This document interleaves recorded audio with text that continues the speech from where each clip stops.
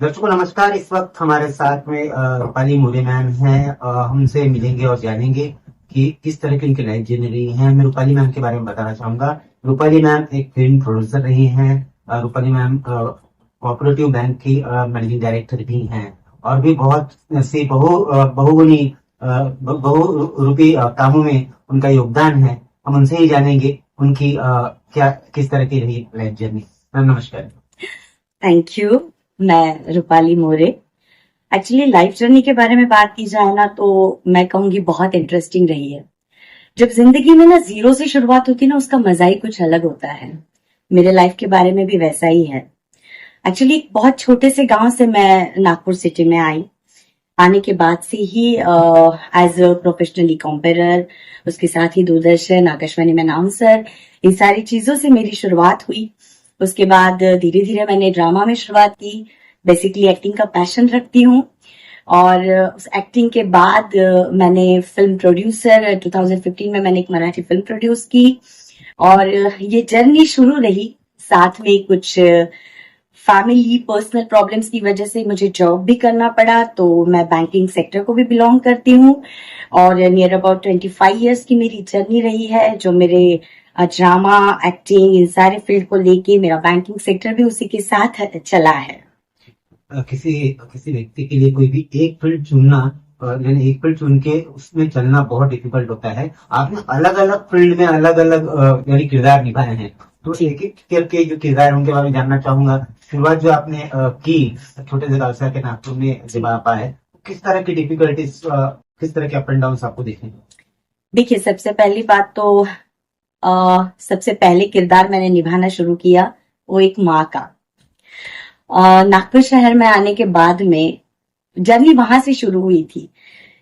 As a single mother मैंने यहाँ तक की जर्नी निभाई है और अप एंड डाउन तो बहुत सारे आए हैं। लेकिन जब शुरुआत की ना तो मैं ये सोचती हूँ कि अगर खुद में जिद हो ना, वो पैशन हो ना, तो कोई भी चीज लाइफ में इम्पॉसिबल नहीं होती है, जो मेरे बारे में हुई है। मैं ऐसा सोचती हूँ कि लाइफ में किसी औरत के लिए कोई भी चीज नामुमकिन नहीं है। रही बहुत सारे फील्ड साथ में लेके चलने की बात, तो जिस टाइप से लाइफ में सिचुएशंस आती है ना, उसे फेस करना होता है। देखा जाए तो नागपुर सिटी ऐसी है कि अगर हम सोचे कि हम एक्टिंग फील्ड में ही अपना करियर बनाए तो शायद इकोनॉमिकली वो चीज इतनी सेट नहीं हो सकती थी। रही फिल्म मराठी फिल्म प्रोड्यूस करने की बात, तो मराठी फिल्म में शायद कुछ फिल्में हम छोड़ते हैं जैसे सैराट एंड ऑल, तो उन फिल्मों को छोड़ के मराठी में ब्लॉकबस्टर और बहुत सारी हिट फिल्म देना वो भी इतना पॉसिबल नहीं होता है। अब अगर हम मदर का किरदार सबसे पहले शुरू हुआ है तो फैमिली बेटी इसका ध्यान रखना भी बहुत जरूरी था। तो मैंने जॉब किया था। एक्चुअली मैं जॉब करती थी, जॉब के साथ वो मेरी जर्नी पैरेलली शुरू थी और जॉब के बाद 2016 में मैंने खुद की क्रेडिट कोऑपरेटिव सोसाइटी ओपन की। बैंकिंग सेक्टर को नहीं छोड़ा। दोनों मेरा लेफ्ट और राइट हैंड दोनों चीजें पैरेलली आज भी चल रही है जी। एक तरफ एक्टिंग और बाकी सारी चीजों, एक तरफ कॉर्पोरेट सेक्टर में भी आप आगे बढ़े। जी बिल्कुल, और दोनों चीजों को मैं सेम तरीके से न्याय देती हूँ, ऐसा मुझे लगता है। कभी भी मतलब मैंने लाइफ में कभी खाली बैठना, टाइम पास करना, एक दिन भी मतलब 365 डेज में से अगर मेरे लाइफ के 10 दिन भी अगर मैं खाली रहती हूँ तो मुझे ऐसा लगता है कि यार तूने 10 दिन वेस्ट कर दिए अपने लाइफ के। मैं सुबह 10 बजे से लेके रात को 10 बजे तक मैं नॉन स्टॉप वर्क करती हूँ और जब 10 to 5 मेरा बैंकिंग सेक्टर खत्म होता है तो आफ्टर 5 PM मैं मेरे सेकेंड लाइफ को शुरुआत करती हूँ। तो शायद उतने उत्साह से और उतने नए तरीके से मैं फिर से शुरुआत करती हूँ और अपने दोनों चीजों को बहुत सही तरीके से न्याय देती हूँ, ऐसा मुझे लगता है। ये जो प्रेरणा जो है काम करने की, जो इच्छा शक्ति प्रेरणा है, ये आपको कहाँ से मिली? देखा जाए तो जब ना हम किसी गांव में रहते हैं ना तो उस टाइम प्रेरणा देने के लिए सिर्फ एक टेलीविजन होता है। मैंने, आप बिलीव नहीं करोगे, मैंने ड्रामा में जब काम करना शुरू किया ना तो उस समय ड्रामा क्या होता है, ड्रामा में खड़े कैसे रहा जाता है, इस तक का नॉलेज मुझे नहीं था। बट जब मैं मेरे गांव में थी, मैं तुमसर शहर को बिलोंग करती हूँ, मतलब एक गांव को बिलोंग करती हूँ। तो वहां पे ना जब मैं न्यूज रीडर को देखती थी, टेलीविजन देखती थी, तो मुझे ऐसा लगता था कि यार यहाँ तक कभी हम पहुंच सकते हैं, ये चीज हम कर सकते हैं। देखिए सच में लाइफ में चलो नसीब तो एक बात होती है, लेकिन अगर पैशन, वो जिद और वो सपना अगर हम देखते हैं तो उसे पूरा करने की जिद भी हम जरूर रखते हैं। तो वहां से पहले शुरुआत हुई, वो चीज दिल में आई। आफ्टर दैट मैं लॉ करने के लिए नागपुर में आई, मैरिज भी नागपुर में हो गई। और उसी के साथ सबसे पहले मैंने आकाशवाणी का इंटरव्यू पास किया, मैंने दूरदर्शन से काम शुरू किया। और उसी टाइम मुझे किसी ने देखा और ड्रामा का मतलब ड्रामा के लिए बुलाया गया। उस टाइम स्टेट लेवल कंपटीशन चल रहा था, और स्टेट लेवल कंपटीशन में जैसे मैंने पहला ही ड्रामा मेरा हुआ, उस टाइम जो रिजल्ट लगा वो सच में मतलब वंडर, मैं खुद सोच नहीं सकती थी। मुझे स्टेट लेवल कंपटीशन में जब जो विदर्भ लेवल का होता है उसमें भी मुझे मेडल मिला, मेरा ड्रामा फाइनल में गया। फाइनल में जाने के बाद में मुझे मुंबई से भी मेडल मिला एक्टिंग का। और उस समय फिर नागपुर में तहलका मच गया कि भाई ये है कौन, कहाँ से आई है। और फिर उसके बाद मुझे नहीं लगता मैंने कभी पीछे मुड़ के देखा है। तो इस तरीके से जर्नी की शुरुआत हुई। एक मेडल से शुरुआत हुई थी, आज आपका फर्नियर मेडल है। किस तरह की खुशी आपको महसूस होती है आपने जिस यानी कि जहां से आपने शुरुआत की थी, आज आप उसके ग्रेट लेवल पे, ग्रेट पोजीशन पे आप हैं, क्या कहेंगे? खुशी तो बहुत होती है, मतलब मैं बताना चाहूंगी। एक्चुअली मेरे मेडल्स का सिलसिला ना शुरू ही था।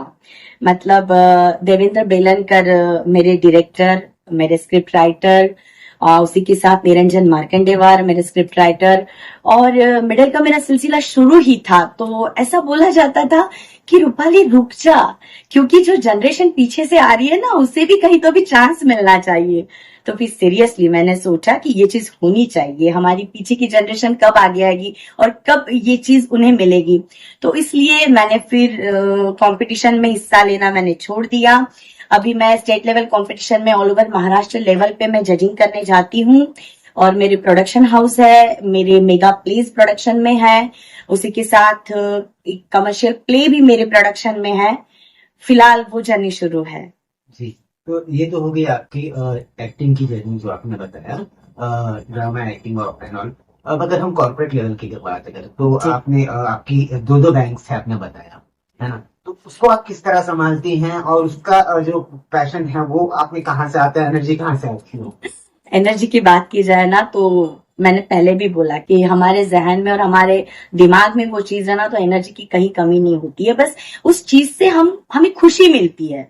तो वो चीज जो चीज हमें खुशी देती है ना, उस चीज में एनर्जी की कहीं कमी नहीं होती है। मैंने पहले भी जैसे बोला कि मैं 10 to 5 बैंक की तरफ ध्यान देती हूँ, और आफ्टर 5 PM मैं मेरे अदर फील्ड की तरफ ध्यान देती हूँ। उसी तरीके से वो चलता है। बैंकिंग सेक्टर में मैंने 2002 से मैंने शुरुआत की थी ना, तो मेरा एक अलग पैशन, अलग लगाव मेरा बैंकिंग सेक्टर से हुआ। मुझे बहुत मजा आता है उस सेक्टर में भी काम करने के लिए। तो मैं दोनों में से ऐसी कोई चीज चूज नहीं कर पाऊंगी, बट दोनों चीजों में बहुत अलग एनर्जी लेवल है मेरी काम करने की, और मुझे खुशी मिलती है। आगे ये तो है, इसके बाद और आगे क्या आपने सोच के रखा है, आगे और क्या क्या बाकी है? हाँ, प्रोडक्शन हाउस में बहुत अच्छा काम करना है। कमर्शियल प्ले जो फिलहाल मैं सोचा है, मैं उसे ओपन अप नहीं करना चाहूंगी, ताकि वो एक सीक्रेट रखना चाहूंगी, बट उस पर वर्किंग चल रहा है।